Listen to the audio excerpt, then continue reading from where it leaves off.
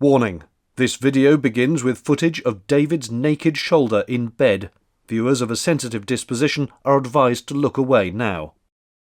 As quickly as possible, but in the meantime, we're just doing all the best we can with. Good morning, and welcome to the Vlogdown, and a day in the life of a boater who is self-isolating. Oh, that's not a pretty shot, is it? Let me try to hide some of my multiple chins. It's about 8:30, which is not early, I grant you, but earlier than I normally wake up, I must confess. And the first thing I normally do, which is a terrible indictment on modern-day society, is I'll roll over, grab my phone, and spend about half an hour, possibly, scrolling through new comments that have come in overnight on the YouTube videos, look through any tweets, Instagram, that kind of thing. And it's just, I'll just lie here just staring at the phone. It's a very gentle way to wake up. Probably not good, but it will need to be done at some point, so why not while I'm warm and comfortable? So let's do some of that. It's such a joy to scroll through Twitter and Instagram and see photos of all the glamorous places we can no longer travel to, like shopping centres. Ah, the memories. Once that's done, I put the phone aside and often contemplate whether it's really worth getting up anyway. All of our lives nothing more than a transient blip on the radar of a 14 billion year old, probably infinite universe. What's it all for? Why are we really here? Shall I just stay in bed? Inevitably, at my age, my bladder makes the decision for me, and a trip to the loo is demanded with urgency. Then, since I'm up, into the living space I go, to open the blinds and curtains and peer out at what the day has in store. Being in a marina, there's another boat slap bang alongside, and yes, I do need to clean my windows, I know. It was laundry day yesterday, and the last few items are finishing off drying with the help of the stove ticking over, as the nights can still be chilly. I removed my underpants from the lines before filming, as no one needs to see those. Then, in a scene reminiscent of Life of Brian, I fling open the bow curtains and have a proper look at the weather. Overcast, with a subtle hint of blue. Sounds like the latest from Farrow and Ball. It may be 18 degrees in here now, but it's only 11 in the well deck, so I'm going to check on the stove, give the glowing coals a bit of a shuffle, and make sure it keeps going throughout the day. Part of my daily routine, which seems even more crucial now, is a one-a-day multivitamin tablet. And yes, since I'm all alone in the world, I do swig it down with fruit juice from the carton. Don't judge me, but also don't accept a drink of fruit juice if you ever visit. I'm trying to keep lots of fresh fruit on hand as well to keep me healthy.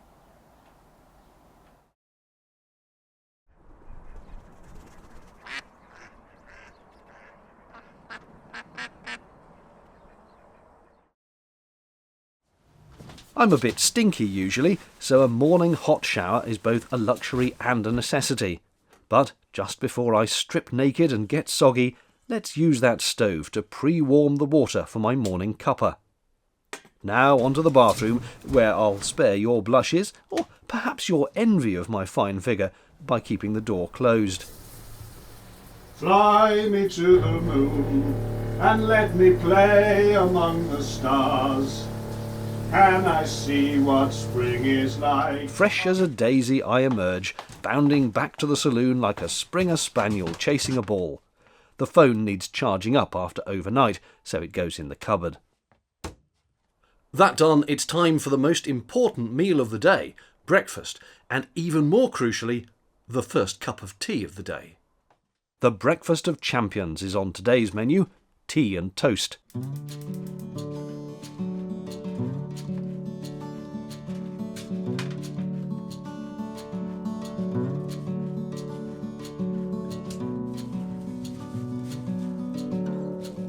Yes, the grill and the waste bin do need cleaning. I know.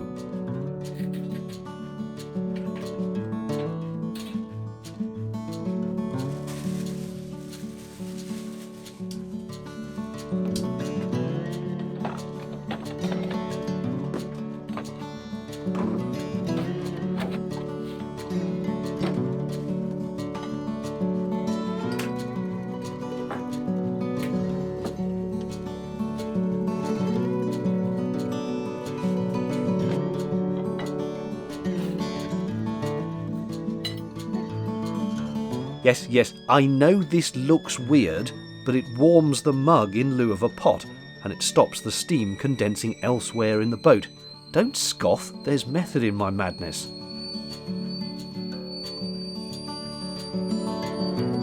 Yes, those are tea stains. No, it's not worth cleaning them. It'll get like that again as soon as I have another cuppa, which is often.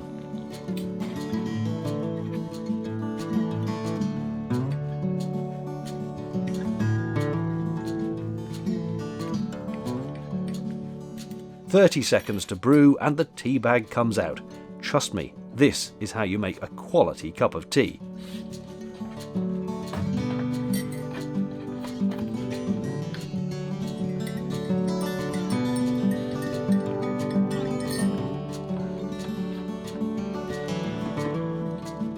Let's pop that next to my chair and then check on that toast.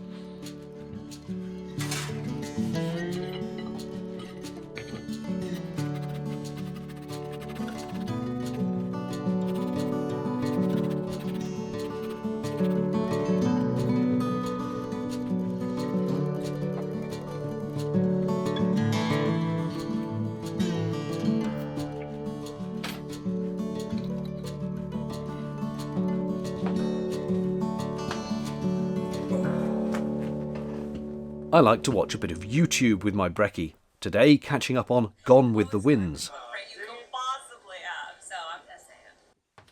Given all that's gone previously, you may be amazed to spot that I do wash up my dishes straight away. I'm not a total slob. Not total.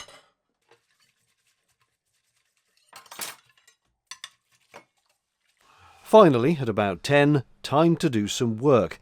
As a YouTuber, I am of course extremely fortunate still to be able to work during the lockdown. I read every single comment and reply or click the heart icon or delete if it's abusive. After 1 or 2 hours of doing comments on Facebook, YouTube, emails, that kind of thing, my thoughts start to turn towards lunch, and that of course means a cheese sandwich and a cup of tea.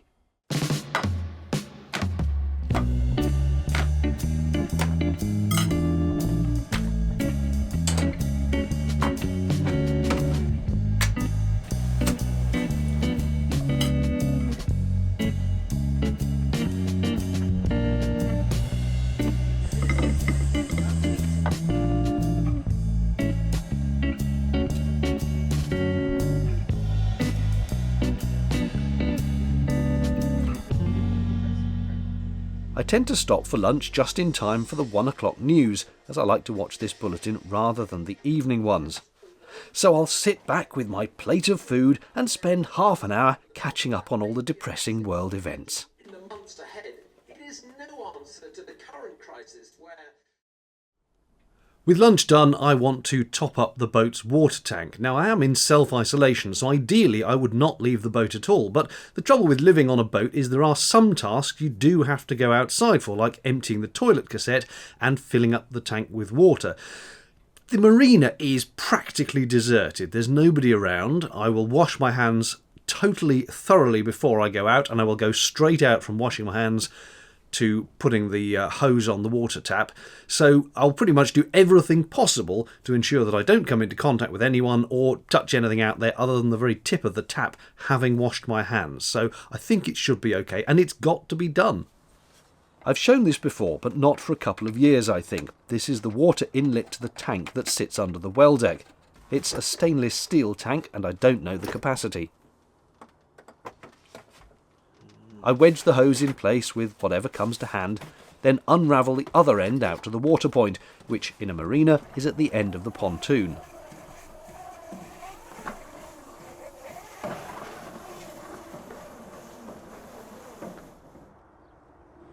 Using newly washed and gelled fingertips, the tap is opened, and I let a little run to clear the pipe before I start filling the tank. Half an hour later it's full and the procedure is reversed. The wind's getting up. That's quite a breeze for a canal. Then Mum called, so we had a good old chat. I like to check she's okay. and she likes to check I'm okay, especially with this virus doing the rounds. Then back to the laptop, which is where I spend most of my afternoons, this time editing video to put up on YouTube. By late afternoon, there's practically a gale blowing. The ducks are almost going backwards. In a break, sitting in the well deck, I did an idle test of live streaming from the iPad, which some viewers loved and others absolutely hated. Nearly 6 p.m, which I'll take as clocking off time, so the laptop gets shut down. Look at that moon! The boat is moving in the breeze, by the way, not the moon. As daylight starts to fade, my stomach demands I turn my attention to supper. But before that, a treat to knock the blues away. Let me see, what could I have here?